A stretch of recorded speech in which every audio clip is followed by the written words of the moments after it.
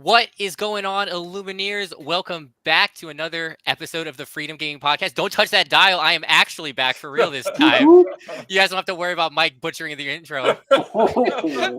It's true. I'm- I'm. No one's happier than me for that you're back.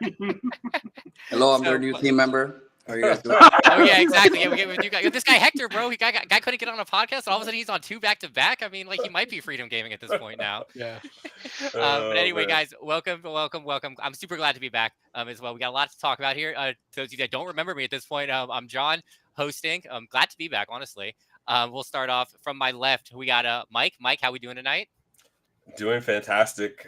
Drove about 4.5 hours today, so I'm all juiced up and ready for your podcast. Yep, I feel that. Definitely wired. I had that. That was my feeling last week. I was just so wired after driving. Like I only drove like 2.5 hours too, but I can't even imagine that 4.5 hours on Alligator Alley where you see nothing but swamp. So to my right, we got Joey. Joey, how you doing tonight? Doing good. Glad to talk about Lurkana again on the pod, and glad to have Hector here. Yeah, exactly. Yeah, I'm glad to have Hector here. Next up, right underneath me, we got Brian. Brian, how you doing tonight? Fantastic, man. Super stoked to cover all the news. 2 weeks of Lurkana that we kind of haven't been able to get together for, and then very shortly here we're going to be all meeting up, or most of us going to be meeting up next week back down in Florida for the SSG charity 15 case tournament. Super stoked to see everybody. So glad to be here, man. And last but not least, our special guest / affiliate teammate from Southside Gaming, the champion of this past CCS is going to be Hector. Hector, welcome back. How you doing tonight? Doing great. It's been less than a month, and I've been on here twice. This I might just figured become when the I- Freedom Gaming / SSG podcast at this point. Like, just keep Pretty him on much. here.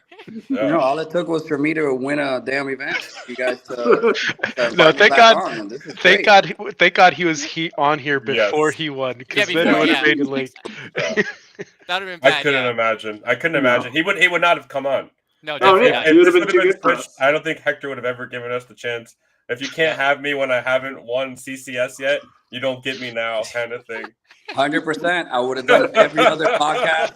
This guy's every already other- he's charging $5 for Pokemon Pocket Cards. He would have been like, have me on your podcast, 25 large. Hell yeah. Oh, I gotta pay for these kids' diapers, man. Stuff is Oh, I feel that one. He'll be like, you Very gotta buy true. me vibes, bro. Vibes. all right. Yeah. Some 100%. vibes cards. The NFT bubble. Penguins. Pengu. Shout outs to Pengu. Anyway, so like as Brian alluded to, so next week we do have Mike. Do you have a slide for that or no? For the I don't. No, Okay. I got your two deck lists. We got deck lists, okay, but anyway, so we'll go word of mouth. Next week is gonna be it's the 5th, right? April 5th. Is that the date? Yep. April 5th. Yep. April 5th, we got the SSG 15K charity tournament. I believe I think it capped in the first like 45 minutes. It felt like, honestly. So it is, what is it, a 150 cap, I think, right? I could be wrong. Yeah. I truthfully don't know. 150 cap.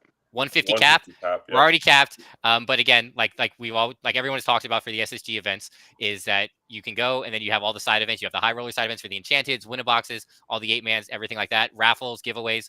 Super great event. This one obviously a little bit different with the 15K's prize pool, and then it comes down to the charity donation. So I also 33% of it. not sure if they're gonna add a Sunday. I think they added a Sunday event too.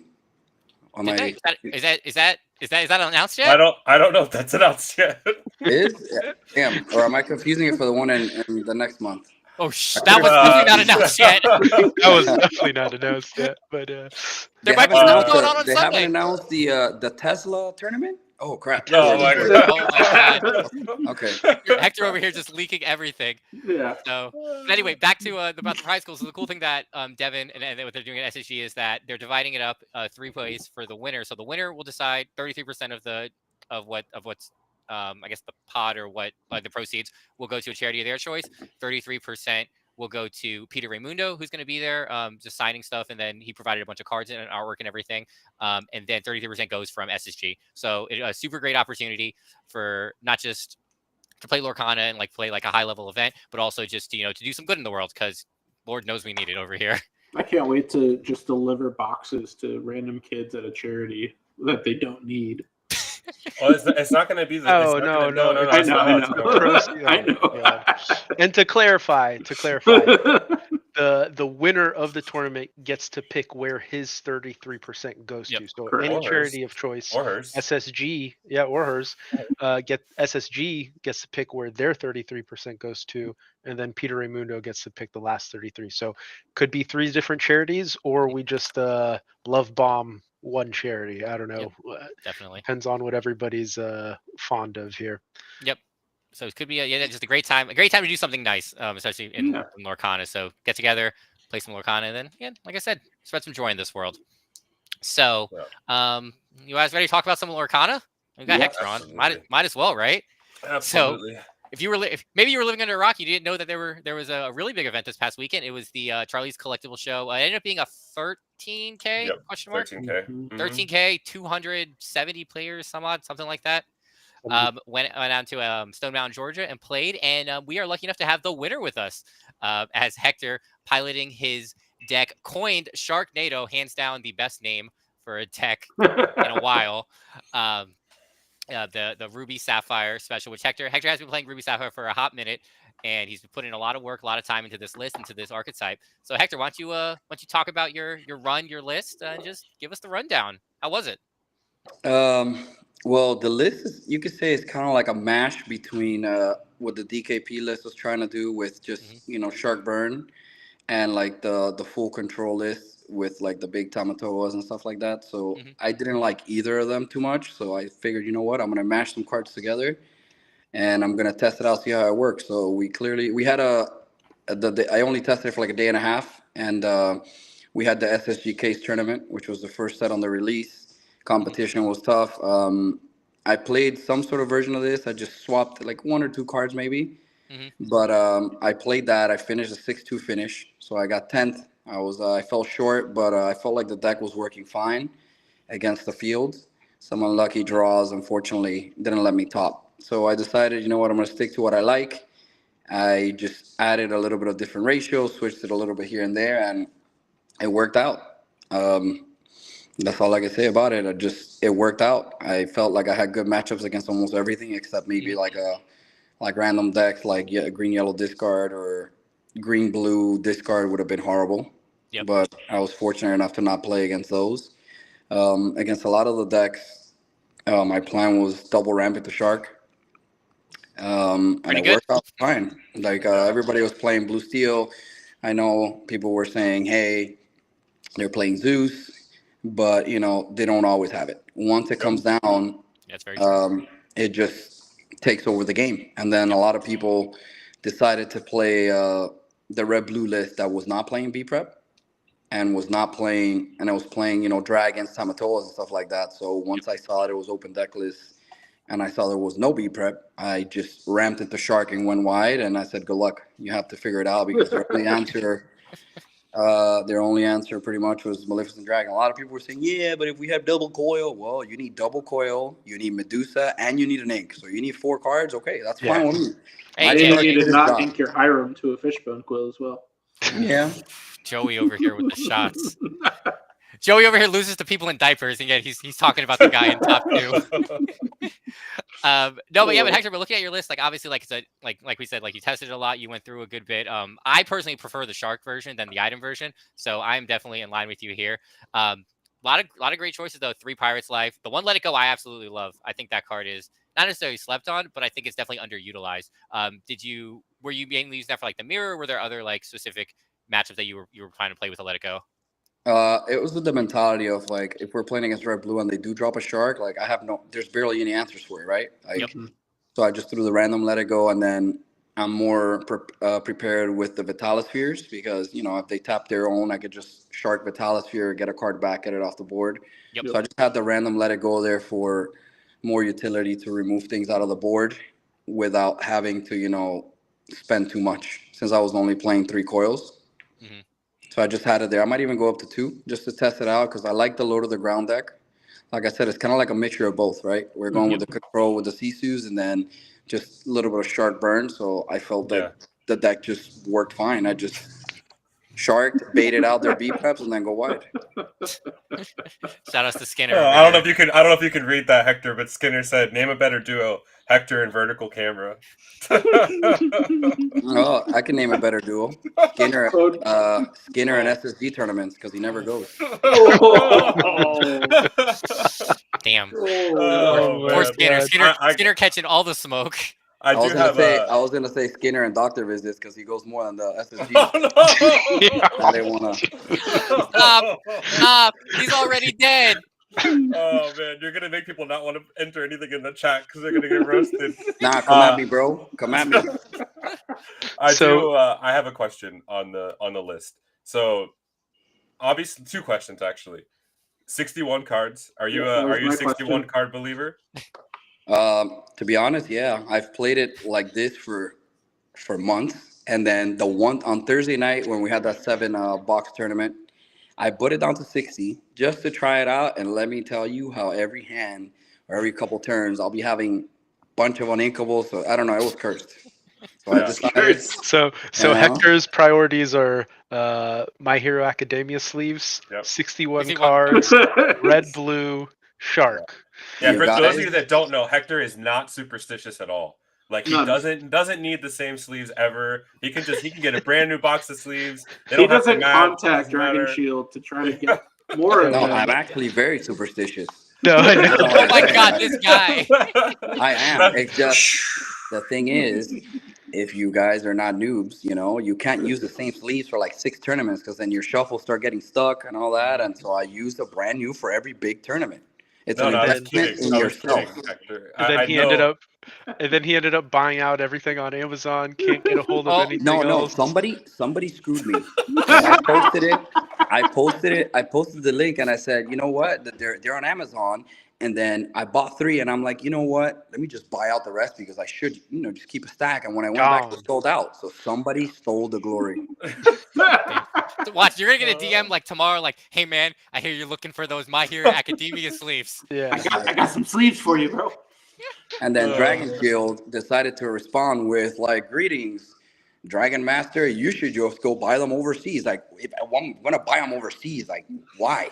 I'm reaching you out so you could release them here. Now you're making me go into the UK to buy these. Now you got to go back to him and be like, hey, I'm the CCS champ. I need these sleeves. This guy got big leagued by Dragon Shields. Yeah. The other question I had for Skinner said it was him. Skinner said it was him that got the sleeves. Oh man. The other question I had though, I think you have enough items at 10 to justify Blue Donald. Have you thought about that at all? Okay, so Blue Donald. To the people that don't know who Blue Donald is, it's the it's Blue Donald. Scrooge from the new set. Blue Donald. Okay, so there's like arguments to say Blue Donald is good because on 4 he has a 4/4 stat line, so it kind of just contests the board and it gets you out of a lot of situations. But from what I tested, I thought Tala was a lot better because she's always that extra card, right? You look at 2 and you always get that extra card. Now, the problem with Blue Donald was there's times I'm never going to play it for free because I'm going to be honest with you. I don't think I've ever had a time where I have 4 items on board at once because I have too little bit amount of items. And then playing it to get 1 item, and then if I put one of my key cards at the bottom when I need it, it feels really bad. I've played against players that they were Blue Donald and they're like, damn, I just put the Flower Sham I needed to the bottom. Yeah. And that could just lose you the game. It's not like Tala where it's 1 card. You get to keep one and put one down to the bottom. It's 3 or potentially 4 cards that you send to the bottom. Yeah, so a lot more people that Blue Donald is literally just look at the bottom 4 cards to your deck more than anything else. And I think something that's different about Blue Donald versus like something like Ariel, which you see a lot of as like a search mechanic. I think the blue-red core has such a higher density of like per card higher value than like what Steel Song has. Whereas like you put down a Nala, you put down a 1-drop Cinderella, you put down a Lawrence down to the bottom of your deck. Cool. Those were just like cogs in the machine. But like the amount of times I've searched on like a Visions or a Donald, and you see like your 2B prepareds, all 3 of your Sisus, like all of the answers that you need, and it's not the item that you need. Yeah. And then those go to the bottom. Like I feel like the card quality in this deck is so high that putting random cards to the bottom is really, really bad. Yeah, like this is like Ruby Sapphire at least is at a point at the way how it's constructed, especially with like a deck how Hector has it built, is like all 61 of these cards matter Exactly. at some That's my point. point, Whereas like with like Steel Song, like you can probably get away with like, all right, 10 of these cards don't really matter for another 5 turns. So if I don't see it, whatever, I can find another one when I need it. Exactly. So yeah, I could definitely, to your point, I Yeah, can definitely agree so with that. it's at least Blue Donald. Yeah, you look at the top 4, but you just take something like a specific thing, like an item, compared to as excuse me, Tala. You look at 2, but I get to take anything, right? So I got at least usually when you play Tala, like early game is because you're trying to look ahead for the next 2-3 turns. So you take a card that just gets you to where you want to be. Or late game when you're trying to like snowball and go Tala into many other things. I think it's better. Blue Donald, like I said, sometimes I'll send a Flabbersham to the bottom and you won't see one for the rest of the game and you just lost the game because of it.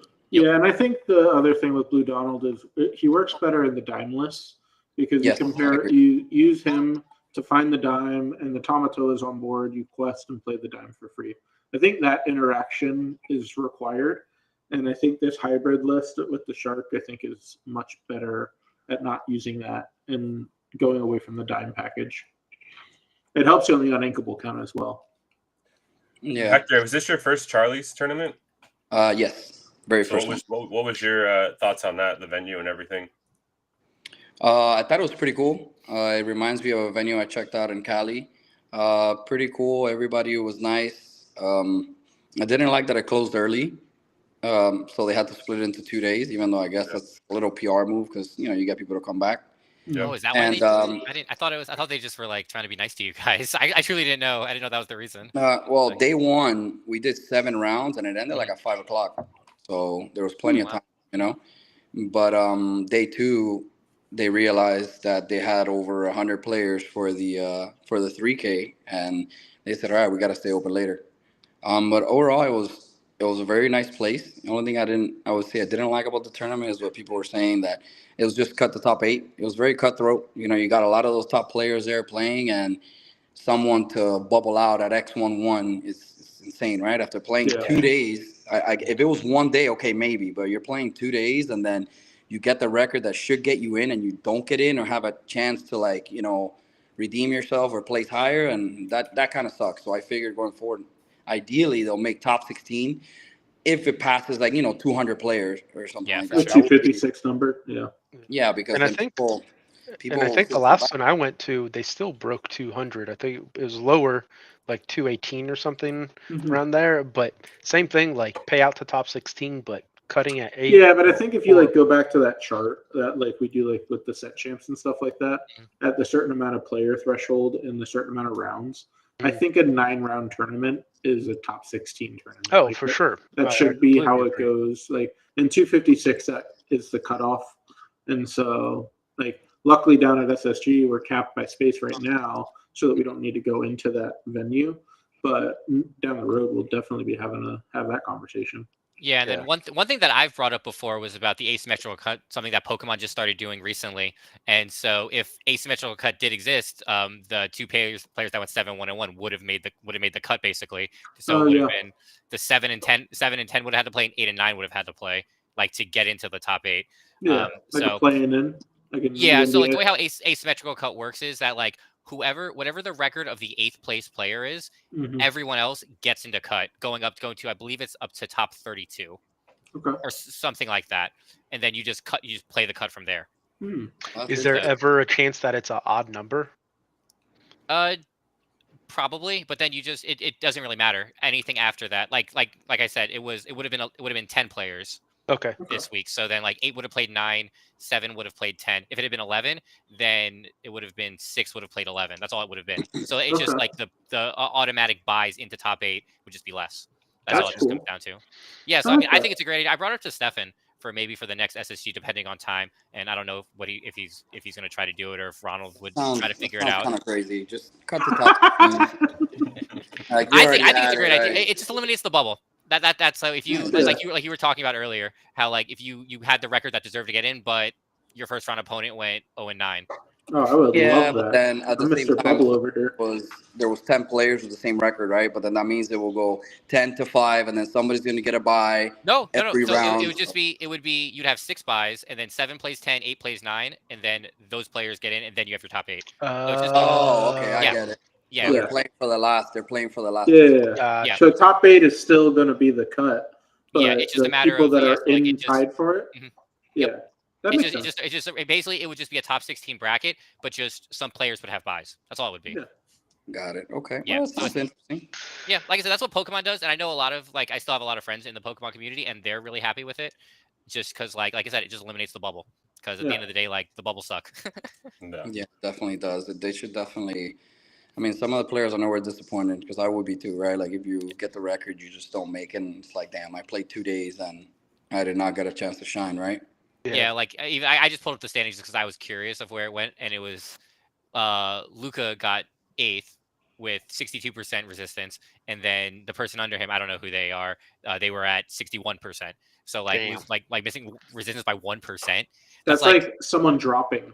Yeah, One of your exactly. opponents dropping. Yeah, and then even Logan, Zenulus from Maelstrom, he was at 57%, so he was even 5% away. So that's like that was like one of his early rounds, was just like may not have done as well. So So it's like, just "Peace." yeah, exactly. So it's just food for thought, I guess. I don't like it. imagine they'll ever do anything like that in a DLC, obviously, because they cut to a 64. Who knows what they'll even do with the next one? But I think just for like local stuff, if you're not going to have like an expanded cut like Hector was talking about for top 16, you can have something like that. I mean, we're not too far off of it. They did that with like the Let It Goes. It seemed like that. Yeah, Where exactly. Like a That was certain exactly what cutoff they did. at the points. Top 128 or top 64 plus, I believe it was called. So that's basically the same thing. It's basically an asymmetrical cut without having anything to play for. Well, I mean, they didn't really get into Top Cut. All they did was they extended the prize support to anybody that tied that spot. Yeah, correct. But essentially, you do the same thing, and it's just As far as the meta of Charlie's and where we're at with set 7, what are your guys' thoughts on like this red purple location deck and green purple discard that we've seen? All right. Well, green purple didn't make it into top 8. Oh, Hector, you I gotta think- head out. Does Hector have to leave? No, Hector no, has another no. obligation. No, I don't. Not yet. Oh, you're good. Oh, you're still good. Okay. I was gonna answer his question. Well, I played the green purple deck in round 5, I want to say. It felt like it could do some cute things, but I don't think like both of the colors were kind of like underwhelming in a sense where they're both mixed and you're trying to get the the all in on the Diablo shift, but I didn't feel like it was like something too crazy, right? Like, and he put me in like a tough spot, but I mean, he opened up a Diablo shift on 1 into singing Friends, into dropping Ursula, followed by Prince John, double sudden chill. Like he had the, you know what I mean? The crazy hand. Yeah. I was talking to Braden about it on at Safari Zone, and he was like, well, you take the good stuff from green and the good stuff from purple, and you kind of just put them together. Like, yeah, you lose like the steel removal, but you just have like like your top end is now like Genie Elsa as opposed to having like Beast and Tink, and it's just a different way to go about the issue though it. is like I've been playing, and you guys know I'm a big Emerald Amethyst fan, and so I've been playing the discard list, and unfortunately, like you could get a Ruby Sapphire deck down to drawing off the top, and if they've ramped far enough, a Sisu comes down, a Shark comes down, and if you don't have an answer, that's just like it immediately puts them back into the game. So it's good. I would probably put the discard list at like a B+ tier. There's definitely some refining. Most of the lists aren't running GOAT or whatever for that extra reach. I think it's better than the burn lists that kind of made the rounds for sure, but it is far from a tier. Also, the more prevalence of Shark is like Hector is responsible for that now. Most red blue was kind of shying away from Shark, and I think that made it primed for this green purple deck to have some sun. Some time in the sun for a little bit. But now that Shark is going to become relevant, super relevant, I feel like Shark just kind of shuts off that deck because you can't do anything with Diablo. The thing is, if people are going to be playing a lot of red blue, like if you think about it, almost everything in that deck is removal, right? So like there are so many lines. You can have the brawl. They don't have an answer to the brawl, Sisu, right? The Sisus, Coil, the Medusa. Yeah, you have the line where you could go turn 2 Coil, even though I don't like doing it. Turn 2 Coil, turn 3 little Sisu to blow up whatever they play, even under Cove. The brawl just still kills everything. And then, Mhm. like you said, there's no crazy pressure from it.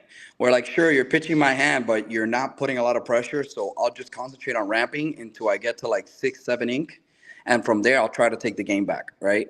Yeah. It's almost like the Emerald Amber list Yeah. in a way. Like you're just kind of dirtling for a bit and not really applying pressure early, because most of those lists are running maybe 2 of Merfolk because the uninkables are so high.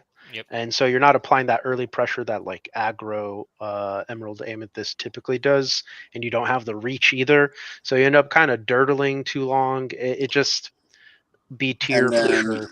the And also, only answer. Sisu hits the entire deck. I think there's like 2 or 3 cards that it doesn't hit. It doesn't hit like Yeah. Cricky if you're playing it. It doesn't hit Crab, and it doesn't hit Fox. Fox. Like, Everything else gets everything hit. else it gets hit by Sisu. So Sisu just absolutely destroys it, especially for the lists that are playing 3 like Hector played, or even some of them are playing 4 and 1 or 2 B preps only. So like Yeah. Sisu absolutely just destroys the list. So that I understand the list, and obviously like the discard is very prevalent and very solid, but like a big Sisu just ends the game. And like Yeah, but I think it plays good into other decks as well, and I think Yeah, that's I why think it was it's a good good against call. Blue Steel because Blue Steel, like I guess for this weekend, I played like 6 of them, and they're mostly the standard, right? Where they don't have. I mean, I guess they do have the storm and the strength, but I don't think it's as crazy as like you just play around it, I guess, right? If they go to one bell, Well, sometimes if you're grabbing the Ursula 2 off the Yeah. mulligan. mhm. Yeah, so I think it's not bad against that because it's not as like removal heavy, right? Like it has a couple of the kill spells, but then the rest just focuses on playing a bunch of items. So if you do your game, I guess you could get out of it. So I guess it was a good call to play because there was a lot of blue steel. But now if the meta is a lot of red blue, and even if you play against, I guess a lot of amber steel, they could put you on your butt too. Yeah, Just because definitely. Yeah, and then the answers that I had to Shark, they had a couple of Brunos, but they have nothing to sing it with, right? So they had to like hard cast it, and they were playing. I Don't think they play what was it? MKB too? Yeah, that one. Yeah, they were playing that, and that bounces it, but it doesn't eliminate the problem, right? And then Sure. if you play it and bounce it, and you're questing for like 2 or 3, and you're still a low lower, I'll just keep playing it, right? Yeah. Mhm. It felt like it did a lot of things if it got the nut draw, like with the shift lines, Mhm. but I don't think it was putting enough pressure where I'm like, damn, I got to change my game plan because I'm gonna lose soon, right? It just gave me enough time to, if you concentrate on ramping, then I think you should be fine. I mean, I played it against once, so I don't really know, Yeah. Mhm. but maybe with the prevalence of I guess blue red, I don't think it'll be the craziest. Yeah, that's what I think. Blue red's going to hold it down. I think the red purple is kind of the opposite, right? Like the red purple wants to play all the blue decks because all the location spam that they do, Mhm. and then I think the red purple weakness would be other purple decks, stuff that has crabs and foxes, and even red purple itself.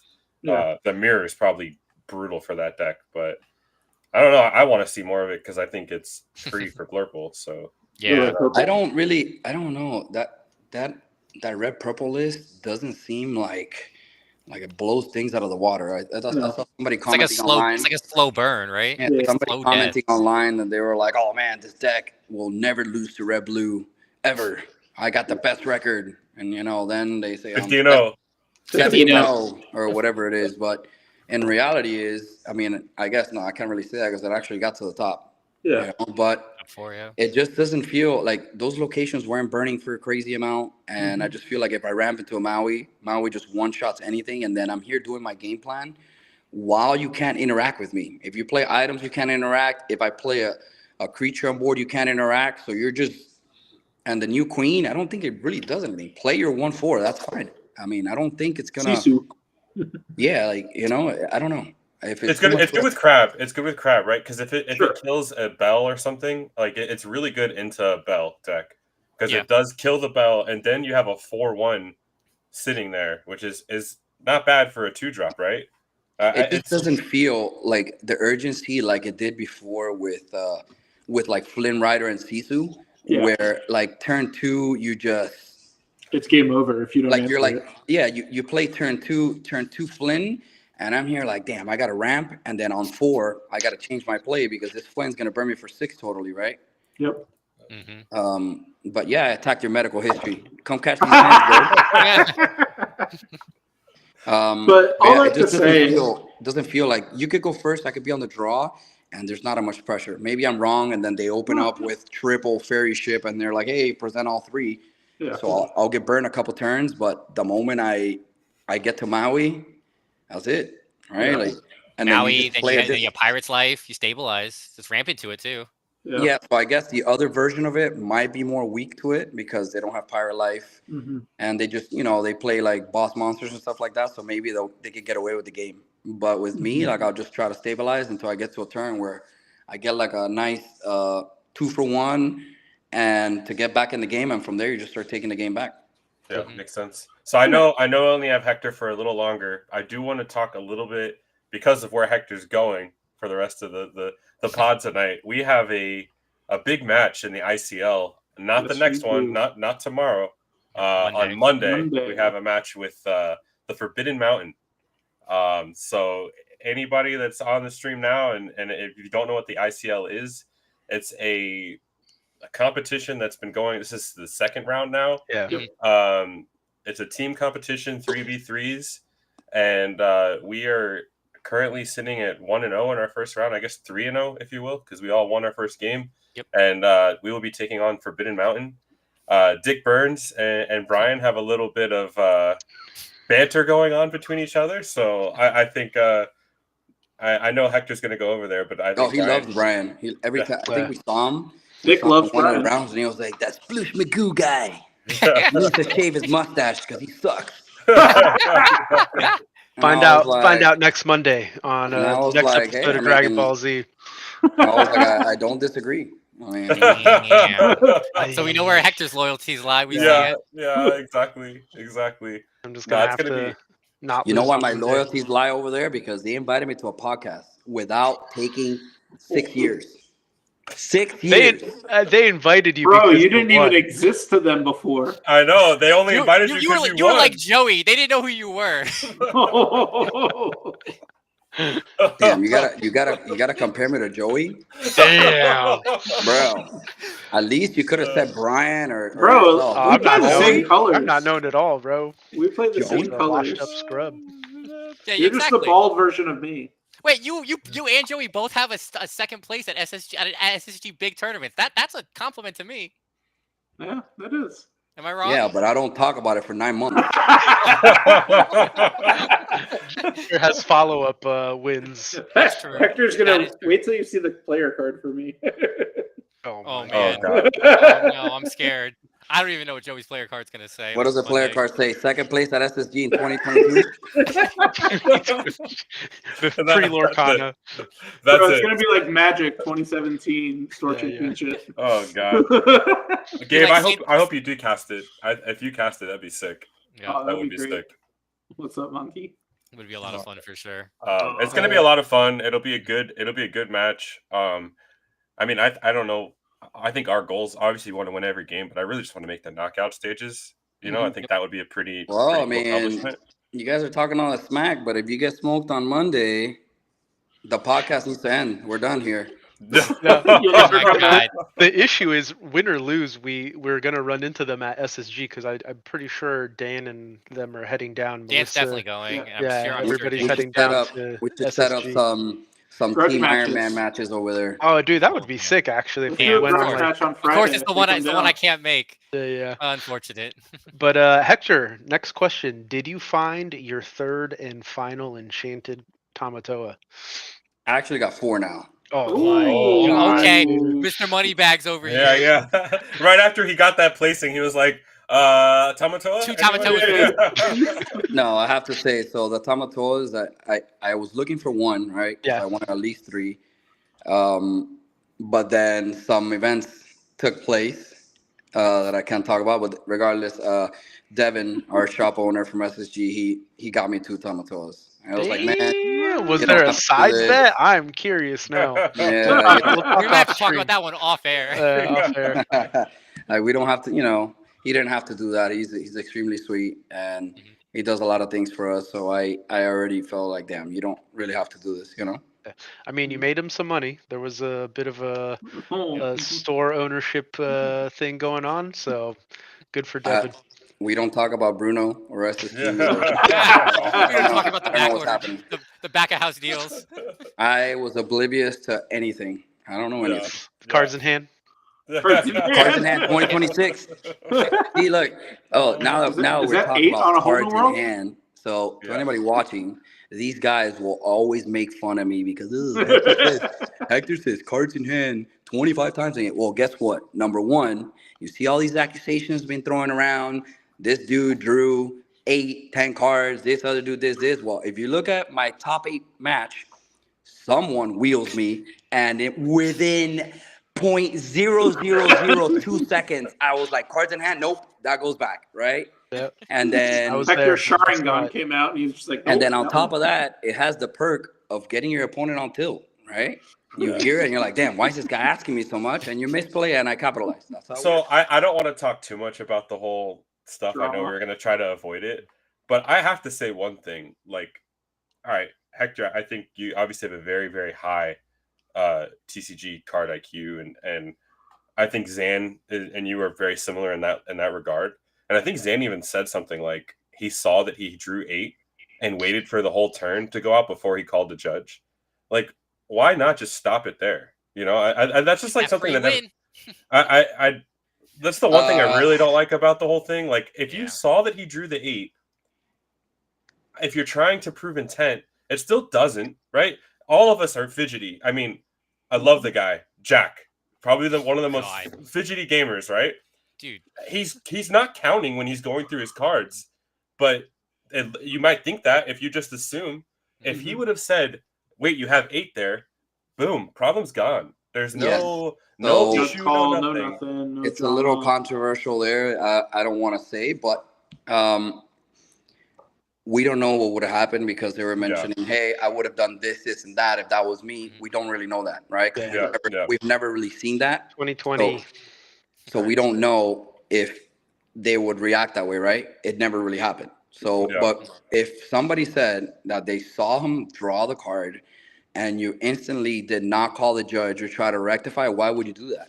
That makes no doesn't sense. make And any look, sense. it's, I guess, my same scenario, right? Where we were in top 8. He just wheeled me. I said, how many cards?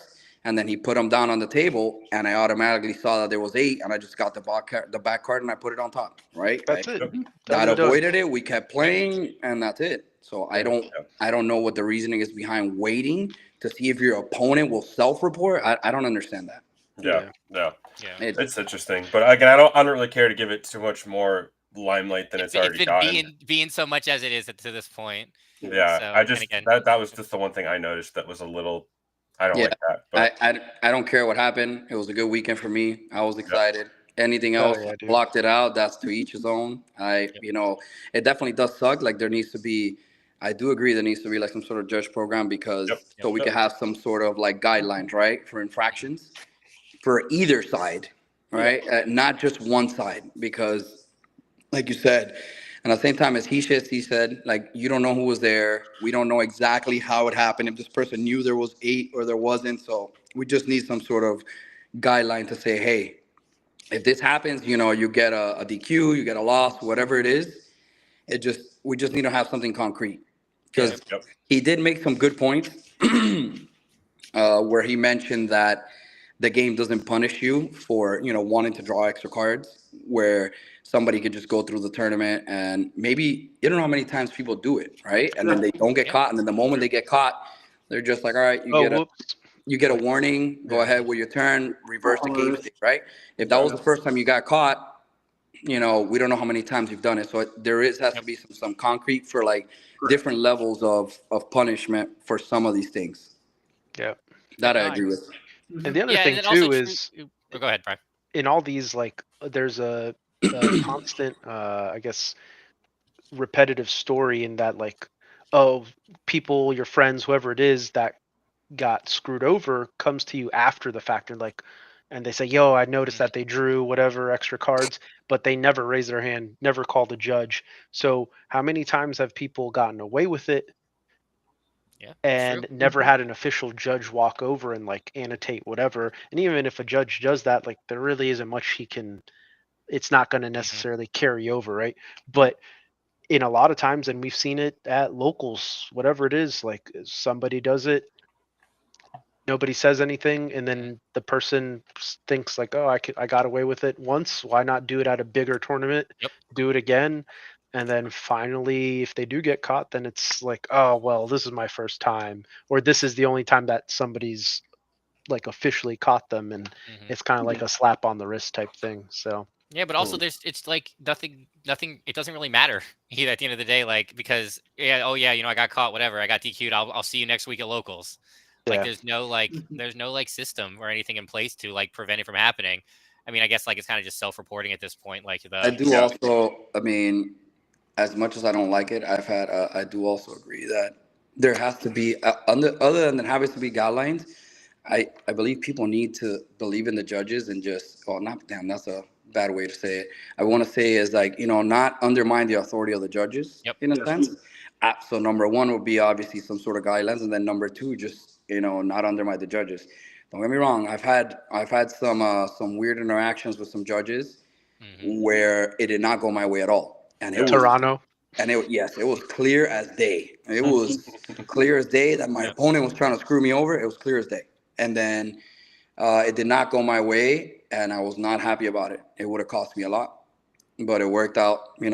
So I guess if I was in his shoes and the judge put me through what I went through, and it didn't go my way as well, where like I ended up losing and it cost me like a top placing, I'm not gonna lie, I would be very upset as well. Yeah. But then at some point after that's done, I guess we gotta let it go. No pun intended. Pun intended. Yeah, exactly. Yeah. Awesome. Well, I know you got to run, Hector. I don't want to keep you too long. Really appreciate you coming on. Tell Forbidden Mountain that I hope they're ready for Monday, and Dick Burns sucks. Yep. Before you sign off, though, any quick shout outs you want to give? Plugs. Well, one last thing is, to be honest, when I was over there, it was like an experience I have never experienced. I've been playing TCGs for many years. I played Yu-Gi-Oh for 12 years. I disappeared for like 10. So for like 10 or 11. So then in that time that I took a break, all the people I grew up with, they started winning and stuff. So I always told myself like, damn, what about if I would have kept playing those 10 years where I got in that major win, right? And then I come back, I start playing games. I know I'm good enough. I put in the time. I'm consistent, but I never really got there, right? Like falling short. So I was already, a little mental strain. I was like, man, one day, like, why is this not happening? So then for it to happen this weekend after such a long time with all my friends there, it was an amazing feeling, right? So I want to give a shout out to everyone that pretty much reached out or watching the stream and supporting me. I got so many text messages, everybody posting on X, giving me a shout out that I deserved it. Like that was just crazy for me. So everybody that reached out, all my friends, you guys that I tested with, you guys for finally getting me on the podcast twice. I'm not going to say it was because of us, but you got on a podcast and the very next major you win. Freedom Gaming bump. Gaming bump. Exactly. I have another theory that I can discuss live, but there's another theory that I thought about it for a while, man. And Thursday. Yeah, we could discuss Thursday. Also, a shout out to my bald brothers because we're bald. It was our time to shine. And shout out to Cards in Hand 2026. There you go. Sharknado. I will say, Sharknado. I was obviously really wanted to play in the event, and sad I couldn't make it, but I would have loved to just be there and experience that alongside you. Like, for sure. It's one of those things. It's so much fun to just have your friend that put so much work into the craft of the game, and it paid dividends, and you get to experience that with them, and it's just cool, man. I do feel like card games are one of those things where yes, it's an individual game, and I'm not trying to say that because you tested with us, it made you a better player or anything like that, but you do have a sense of community ownership together, partnership together to get to that end goal. So it's awesome to see, man. There was a picture in the finals that somebody took at an angle. Me playing, and then the whole table is like the whole squad. Everybody's there, and it felt good. As soon as I got up, like I had to hold my tears a little bit. I looked down, and then like Kylie hugged me, and everybody was there, like, come here. It was like that just made it like I can't even describe it. Like money can't buy that. People were Nah, telling bro. me, it's like, oh, why'd you do that with the money? I told them, look, man, I was there for a win. I don't care about the money. I was there for a win. And we got there, and with all your friends there, it's even better. It's way better. Awesome. Yeah, that's awesome, man. Definitely. But again, like shout out to again, like huge congrats. Like love having you on the pod as well. Definitely well deserved. Like you work. You're one of the hardest workers in Lorcana. Thanks. For And sure. y'all better represent So- in that Monday match, because I'm gonna go over there and be talking my smack. But if you Hell guys let yeah. me down, I'm gonna have to block these guys. Oh man, oh boy. It's a block Yeah. battle now. Yeah. Blocks. All right, boys. I have to get off, but I'll see you guys soon. Yeah, All bro. right, Sir, yeah, see you yeah, this week. Hector. Yep. I got a Yep. good topic I want to bring up to you guys before we do John's tournament.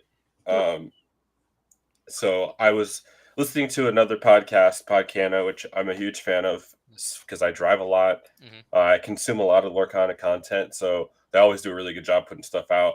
But Baker brought up this idea. They had Lorcana Villain on their last episode, and he was talking about rotation and his theory about rotation. And I haven't listened to it dude, yet, so listen to this. This is actually like I'm not a huge conspiracy theory person, but he talks about starter decks, and he said the proof is in the starter decks. You have every starter deck that's come out, except set 1, obviously, has cards of the previous set in it, right? Except set 5. Set 5 starter decks do not have any cards from set 4 and prior, and then at set 6 it starts up again to where they feature cards from the previous set. So his theory is that they're gonna get rid of the 4 sets are gonna be gone, dude. So I started thinking, are we about to get a rotation at set 8? No, it's too early. His theory is 9, which I 9. don't think is that far off. So if you do a rotation where you're like, okay, it's August. Yeah, it's August. Well, here's the other thing. Fable. It's the Fable thing. No, here's the thing: is you get Worlds come potentially in June, and that's set 8. And then as the Worlds announcement comes out, hopefully in the next couple weeks, his theory was Fable. And they go, hey, we're gonna also do rotations post Worlds, and so now the next cycle of DLCs is post rotation. But so thinking about that now, right? If you think of 4 whole sets, though, is crazy, dude. That's what they did with Magic. Well, John and I, and it was in our chat, but I looked at One Piece because One Piece just did their very first rotation. Or well, it's not done yet, but they announced it. Yeah. So, and it's following the same exact timeline. They did it at set 10, but in terms of time, it would line up with this fall for Lorcana. Star Wars is doing theirs in the same timeline as well. But to note, though, One Piece isn't doing. I don't think they're cutting 4 whole sets out. So it's 3. I want to say back so on it, I but think you can also... so on One Piece it's easy to find. Look, it's like the set number, and then there's like a side. So like it'll be like block 1. It'll be like a Devil's Fruit with a 2. So anything in set 1 is going to get rotated with a 1. Then it's going to be 2 and 3, and then like going forward. We experienced that when we first started playing Magic together. They did the block rotations, and so you had 4 sets in a block, and you could only have 2 full blocks every 2 years. Rotation. Exactly, and that's what we're coming up to in September, October. So if we just do it in fall, that's set 9. Oh man! So I got to get rid of all my. Dang, not the Diablo. Guys, think about this though.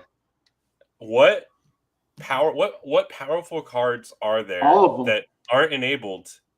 Like, if you, all right, so say Bell, right? Let's just take Bell for example, which is a newer card, but it's really only powerful because of Popsicle and Fortescue. So what standalone card after set 4 is powerful?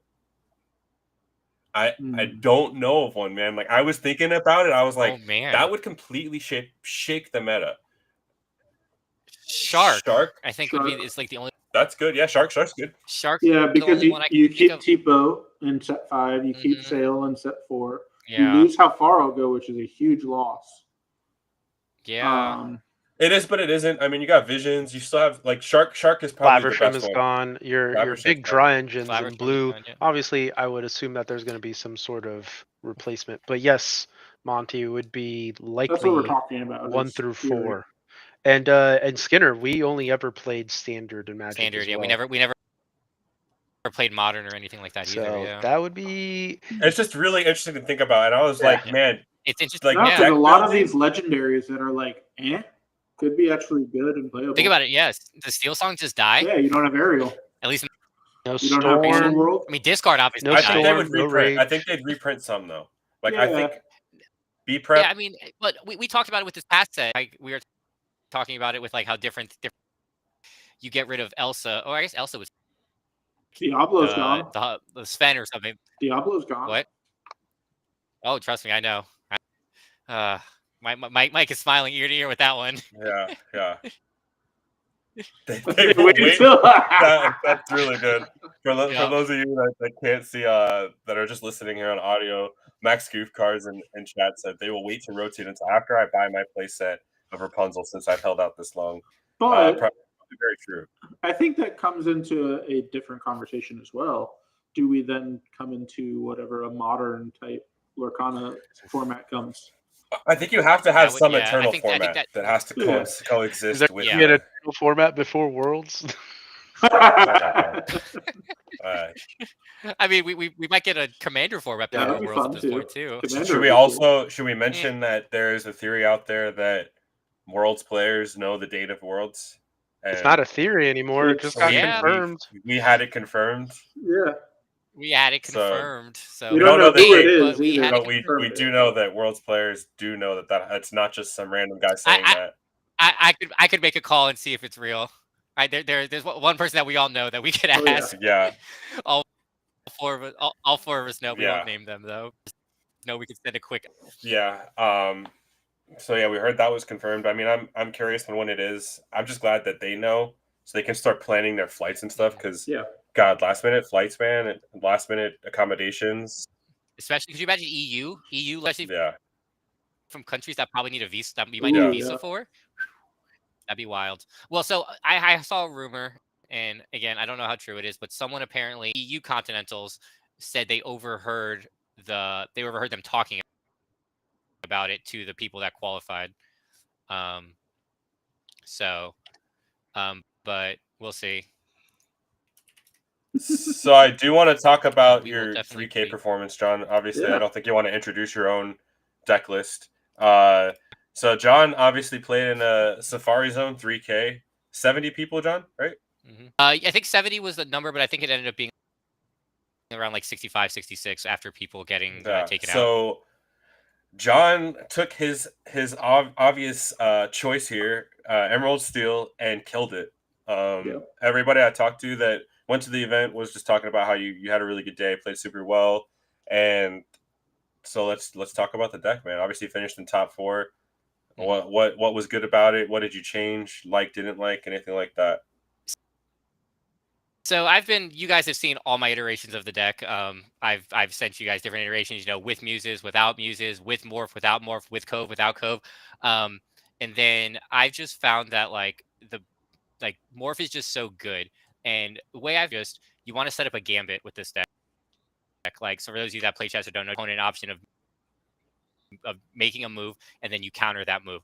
So here's a Diablo and an Ursula. You got to pick one of them or pick neither and then try to do your own thing, and then I'm going to punish you for that.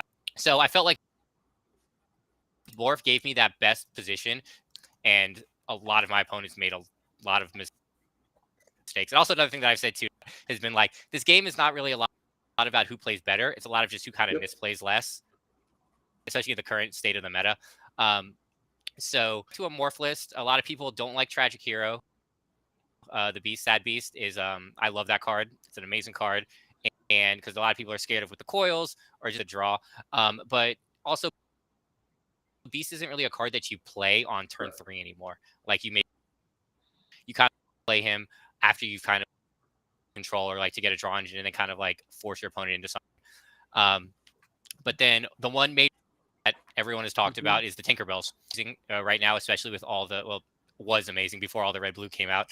With like the Sapphire Steel Kiwi lists, with the Purple Steel lists, because she just trades so well. She takes out a lot of stuff. Like a lot of stuff has 1 health, or like they kind of trade weirdly, and then you can kind of take stuff out. I had an opponent who he peated me, and then he played down 3 1-drops, and it was Diablo Turnerbox followers. And oh my God. I was like, oh man, that would have been a great play if I didn't have the exact punish. It was the first time I played Tinkerbell that against him. He was like, wow, you had the exact punish. I was like, yeah, I was like, because I had it in hand, and I was gonna get the turn prior. I inked something else, or maybe I held off, and because I had like an Ursula on board or something like that, and I didn't show it, and then I got it, and I think it was game 2, and I 2-0'd that set. It was my round 3 opponent. Super nice guy. But anyway, so that was and then obviously Pete is an insane card. Like that was a card that I wasn't really sure about going into it. Going in, but again, like I was like, at the end of the day, like it's just a shift 4. You already have multiple targets to shift onto, because like going like games referee into shift Pete, into singing something, exerting, challenging anything. It eats Pluto, it eats Alice. It trades with a lot of stuff. So it's just a good card. It's shifting on like you mentioned. You're shifting on a card that you love playing on turn 3 anyways. Yeah. Right? Exactly. And once you've played that card on 3, it doesn't really have much of a purpose aside from maybe singing songs. Yeah. Yep. So being able to shift onto it and already getting the effect that's super powerful, and then getting this massive 5/5 with an effect that is very relevant. Yep. To where characters can't sing songs. And resist. And the resist. So he's really like a 5. I mean, and the resist for Smee. Yep. Well, yeah, I had a great turn against. I think it was against a Kiwi list where I had Smee on board, undamaged, and then I shifted Pete. I sung something with Pete, or I challenged into something, exerted him, and then my opponent had an exerted Calhoun. He quested with it, just thinking it was safe, and I swung Smee into it, take the 2 damage, and then the resist prevents the 1 damage. So, so Smee eats Calhoun, confirmed. Another thing too that I've been doing a lot with Smee, specifically into like the Sapphire matchups, is just trading it immediately into Bell. Like the 2 Lord doesn't really matter at that point. Like if they sing to get rid of a Diablo, they sing to get rid of an Ursula, whatever. That's fine. Just run it in. Like it's a 3/3 at the end of the day. Like losing the 2 Lord kind of sucks, but again, it kind of is better at that point just to kind of get rid of it too. But yeah, no, the deck on the list. Do you like the one of Hypnotize and one of Lucifer, or would you like one of Lucifer? One of Lucifer is super relevant right now, especially with all the Sapphire Steel lists. Mainly with the Kiwi list, it destroys that list just because they play so few actions. They play 4 actions in the deck. That you're gonna hit 2 cards almost guaranteed, and they play such a small hand anyway. Hitting a McDuck, hitting all an the Alice, decks, basically. Yep, Doc, exactly, yeah. The one of Hypnotize, I was torn on what to do, and I talked to one of my friends, my old Pokemon friends. Shout outs to Mondak. I was like, "What's the math? Like, is 18 versus 17 really that big of a difference?" And we did the math, and it's like a 2% difference on having it to shift with. Hypnotize is literally just there to shift with. It was like, I think 17 actions versus 18 actions was like 93 versus 95% chance you're gonna have 1. And I was like, you know what? For the 2% difference that I'm gonna miss the shift, like I was like, I'd rather just have like a 4th Deceiver, a 4th John, a 4th Pete, like something along those lines. Yeah. I will be honest. I am considering going down to 2 Smees and getting the second Hypnotize in there, just because I think like maybe at this point the Hypnotize might just be relevant as an actual card, not just as like Diablo fodder. Yeah. But I'm still playing around. I'll be honest, I haven't played a single game of Lorcana since last week. Like, I really have nothing to work for at the current moment. But again, like I'll start testing, obviously with set championships coming up, with potential bigger events coming up in end of April, early May as well. I honestly think if Red Blue wasn't as popular down here, this would be a very, very high priority choice for me next week. Yeah. But because of the Shark relevance down here, I just don't think I can take it. Yeah, I would say right now, I think this variant is very good into the majority of the meta. Whereas right now into Ruby Sapphire, that's the unfortunate big bad. You have to kind of hope they brick, and just the way I've been playing it. I don't even know if it's bricking, because I've run into this deck all the time in my testing. Like, just not even this exact, but discard variants. Like, if you just see the wrong cards, You don't see the that's true Talos, the Hirams. It just doesn't matter. They're going to discard your hand. And you're playing off the top. And like you were talking about earlier with Hector, if you don't ramp high enough early and quick enough, you just can't play the cards in your hand. You can't play the top decks. When I was testing before, like I found my biggest successes against Ruby Sapphire were I got that like I dealt with Hiram immediately. And normally, like I told you guys, like when I do a lot of testing, I test on the draw a lot. So like I don't normally test on the play. Just so I can kind of understand, because I know what to do on the play. Like on the draw, you want to kind of figure out lines. Like that's a secret for you guys. For sure. That's a secret for anyone listening. Like test on the draw as much as you can, just so you understand like your lines, like going forward, like if you can go like one or two different ways, something like that. So anyway, so like I found that my most success against Ruby Sapphire was if I could get them discarded, deal with Hiram immediately, and get them discarded down by like 5 or 6 ink, then they're just playing off the top, and it's like you're either inking a card or you're stuck with a B Prep or a Sisu in hand, something along those lines. So that's kind of how you have to play that matchup. Like discard them as soon as possible and hope they're under 7 ink. That's how I'll say this on the opposite side. I actually prefer being on the draw into a discard deck. Oh, you get the extra card. Mainly because of the extra card. Yeah. Yep, that makes sense. But you're also, I mean, yeah, but you're on the draw, so he's doing his game plan, so it's different. Sure. I will say, for those of you that are Green Steel players, John did take the time to go through and do a VOD review of one of his games. I'll go ahead and link it in the chat so you guys can look at that if you'd like some really, really good insight on playing the deck, piloting the deck, because as much as I want to say it doesn't take a lot of skill to pilot, it actually does. Green Steel, especially when you don't see your Diablo opener. I feel like navigating the opening hands when you don't see just, Diablo Cove, Ursula, like whatever. Like obviously the deck can pop off and it looks super easy to play, but it's navigating those hands that you don't have that. And dude, you're so right about Lucifer. Like I hate seeing that card. Yeah. Because it hits everything in my deck. It's always making me discard 2. And it just, it's a big blowout whenever Lucifer comes down. Nothing with swords. You never because you're playing Tink. Like that's the only thing I'm like. Tink and swords is always like really strong. Doing 3 is still pretty relevant in the meta. Yeah, maybe not relevant enough. I just think obviously the unequal count is high. Like I'm at 13 now. I could obviously go down to I could probably go down to 12. Maybe play a one or two of. But it was just as much as I wanted it. It just felt a little too. It was like almost a little too much. Like I was only playing it for. I guess you can do it with Pete too.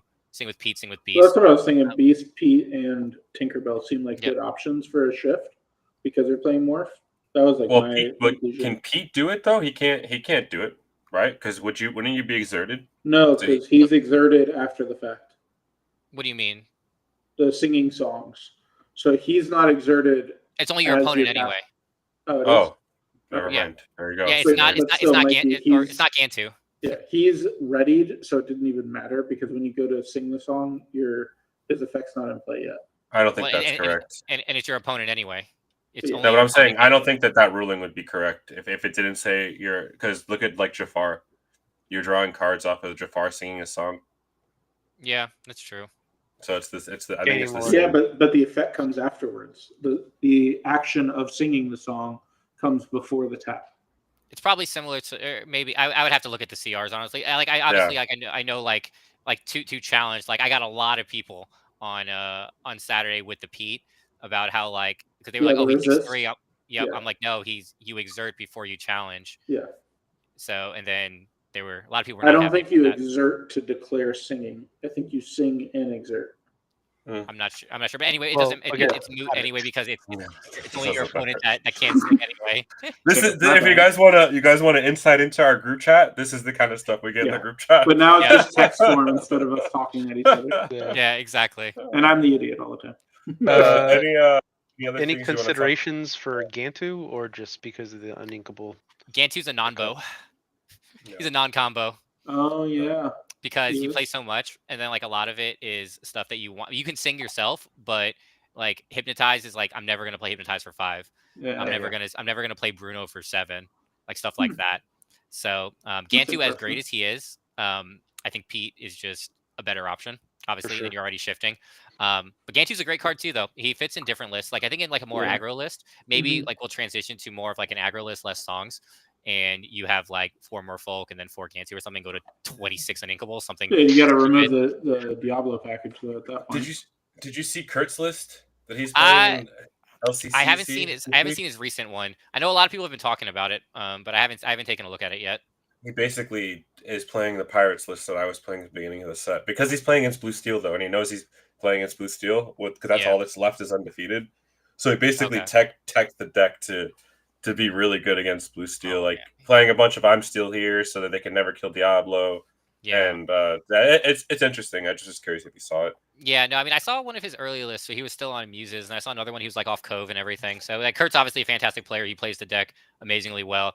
There's a lot of very good Emerald Steel players. Like, I'm not saying my list is the de facto list or my core is great, but this is a deck that you guys have known. I've played this deck since set 2. Like, I've been on all the iterations, with Bucky, without Bucky, with all Robin the Diablo, Hood, without Robin Hood. Yep, Robin Hood's Daisy Duck. I resolved a Daisy Duck on stream. So I mean, like, I love this list, and if we do ever rotate, I'm gonna be super sad. But that's just card games. I'll find something else. Yeah. No, super good, man. And you don't get to play too often, and when you do, you have pretty good success with the deck. So obviously, it works for you. And I think it is something that people can emulate, learning your thought processes on what your choices and stuff like that. So. Yep. Yeah, it's the deck is fun, and like I've told a lot of people too that like it is an easier deck to play. Like, don't get me wrong, like the floor is quite low, but to play it at a high level, like there are a lot of like weird things you have to do, like knowing when to sing, knowing when to play stuff down. Again, like I do make mistakes. Like if you watch the VOD review, there's a couple of times where I'm like, this probably was a bad play. Like looking in hindsight, like maybe I should have done this instead. But like when you do put in the time, especially with this deck, like it is very rewarding because you can just like lock your opponent out and then they're just like struggling. And Mike has felt the wrath way more than he probably should have. But I do think that's a good thing about the VOD reviews, right? Like obviously you're putting content out there, people get to see your thought process, but you're also learning because from your mistakes. How many times do we watch each other's games and it's so easy for us to say, oh, that was a mistake, because we're watching. We're not sitting there playing the game. It's so much easier when you have that top-down view and you're like, all right, you're kind of unbiased because you're not living in that moment. You're not sitting across your player having that experience. So I think VOD reviews are a really cool thing to do for both the viewers and us. Yep. Yeah, it's just good just to even just watch games like you talked about, like absorbing content. Like I am always like trying to watch streams, like watching other people play, like no matter what deck it is, like just always trying just to like soak up as much knowledge as I can, because I'm a very like visual person. Like even when I was playing other stuff like fighting games or anything like that, like I would like watch someone like perform a combo and be like, okay, how can I add this to my game? So like same thing with Lorcana, like watching people like do different things or like play different decks or maybe like different cards that I wasn't thinking about, stuff like that. So yeah, definitely just like put in the time, put in the work, and it's worth it. Definitely helps. Yeah, and I think the last thing to that is I think part of the thing that you need to do to grow as a player is learning the meta, learning how other decks operate. So watching all that content and digesting it all and seeing how green-purple players' thought processes are, how green-steel approaches a certain matchup, so that when you pilot your deck into those matchups against someone sitting across from you, you know how to go about it in the way, like thinking from like a level 2 standpoint of like, I'm thinking about what their next turn is going to be more so of what my game plan is, because and I think that's where the meta is in a really fun spot right now. Whereas like red blue is the big bad, blue steel is the big bad, all these different decks, but there's like 4 different versions of every deck, which I think is really fun and healthy in the meta. Whereas like I know a lot of people are doom and gloom about red blue, but are they playing items? Are they playing shark? Are they playing traditional set 5 or set 6? Like there's so many different things that you can play into. Are they playing manners? Are they not playing manners? And it's just like, if you don't know how to find the cues based off of watching other content, like you don't know what you're actually going up into. And then they drop the shark on turn 6 when you put them on an item version, and now your whole game plan is just thrown to shed. Yep. But yeah. Yep. Closing thoughts, Brian, Mike, anything? Super excited for this upcoming week, but before the 15K tournament, we got to handle some business on Monday. Business on Monday. Be there and be squared. I do want to close out, but I want to mention a quick story from yesterday. I got to play Lorcana at a local game store, and I met Jackson and Byron. If you guys are listening or you listen to this later, it was awesome to meet you guys. But basically got recognized at a store, which is insane to me. Crazy that even happened, but walk in and we're the only 3 players there for the night, and we did like a round robin where we all played each other. One of them had just started learning how to play, and Jackson had been playing since set 1, and very good red blue player, ruby sapphire player. Watched Joey's videos, was a big fan of Joey. So I told him as we were playing, I was like, sorry man, I play against ruby sapphire a lot, so I'm used to this matchup. But then took some time, we kind of played open a lot of the time and just discussed different play lines, especially with Byron, who's a newer player, and I helped walk him through red purple. He's playing red purple locations. Obviously, I don't play that deck specifically, but I played purple for so long, pretty much actually since the beginning. Yeah. I just helped him out, and it was awesome to see them just having a good time. Reminded me of when I was their age, just playing cards. Just playing Back cards, in man, my day, enjoying every moment. So it was cool to kind of pay that forward, and it gives a lot of motivation for me, and I think probably as I shared with you guys as content creators, to just enjoy what we're doing. We all have to live the mundane life of working sometimes. That getting out here and talking about something we do in our free time, we shouldn't lose sight of that. It's a lot of fun. Enjoy the game. It is a game after all. Yep. It's a game. Yep, it is definitely. But I still want to win Monday.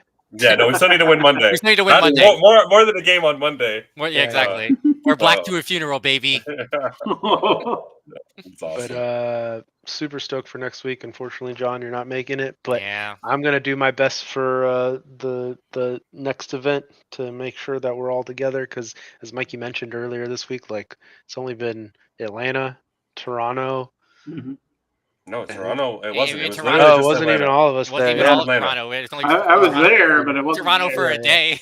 Yeah, we had to hang out. That was about it. I didn't even know Joey had left. I was like, "Where's Joey?" It was like round 2, and I'm like, "Where'd Joey go?" Definitely for the next set of DLCs that get announced, I need to really sit down with my wife and be like, "Hey, This is happening.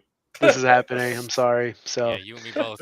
Yeah, we'll see. But super stoked, and then set champs coming up pretty shortly here too. Yep. Starts the same day as, or was it the first weekend of March? I guess still a whole month away. I shouldn't get ahead of myself too much. Yeah. Wow. But yeah, time is flying by, man. March is coming to a close. Still no DLC announcement, no Worlds announcement, but I have a feeling. I got a feeling soon. Yeah, soon, for sure. Glad we got back together again this week, and then Yep. excited to fly down. So. Yep. All Definitely. right. Yep. So. Well, for those of you that stuck around this long, we appreciate you. For those of you listening on the road in audio or maybe in a VOD later, we appreciate you guys as well. And until next time, Freedom Gaming out. Out. Peace.